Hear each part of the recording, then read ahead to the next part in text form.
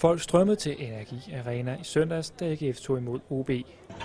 Efter en landsholdspause er vi klar igen til Superliga-fodbold i dag mod OB. Og indledningsvis også en særlig velkomst til vores gæster fra OB. Et par timer inden kampstart var gæster i VIP-loungen. Her bød dagens hovedsponsor Mikori Uval velkommen. Ja, vi er selvfølgelig blevet kampsponsor, fordi vi gerne vil markere, at vi har et sponsorat i AGF her, og at vi selvfølgelig også gerne vil have noget forretningsmæssigt ud af det, og vise, hvem vi er og hvad vi kan. Og det har vi forskellige små måder at gøre på her under chancen heroppe i VIP-loungen. Det er en rigtig dejlig solskinsdag at få lov at være kampsponsor med rigtig mange mennesker på lægterne, og en forhåbentlig rigtig spændende og god kamp foran os. Jeg tror jo, at AGF vinder i dag, så jeg tror, at det hele går op i en højere enhed. Børnene stod i kø før kampen for at få målt deres skudstyrke, men også for at få autografer fra Peter Gavlund, der sad over på grund af en skade. Hej, ven.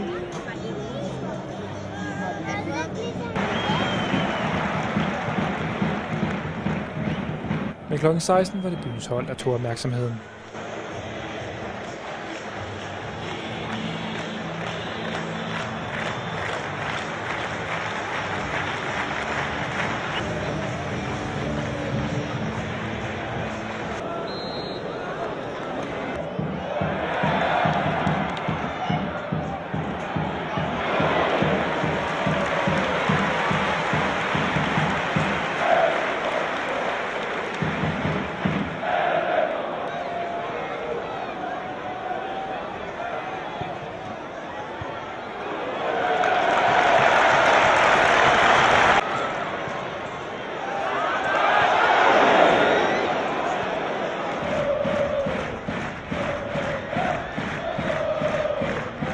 Det blev gået til lige næsten for AGF i dagens kamp, men de 15.781 tilskuere var alligevel vidne til, at Amerikas League kunne have sikret AGF alle 3 point, da han i overtiden sendte bolden lige over mål.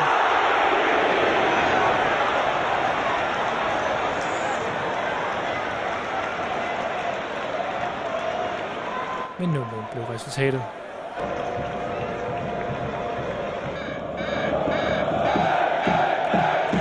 På trods af, at AGF ikke fik sejren, var det dog alligevel smil og spore hos Morten Thomsen. Efter kampen kunne han overrække champagne til man of the match Martin Jørgensen.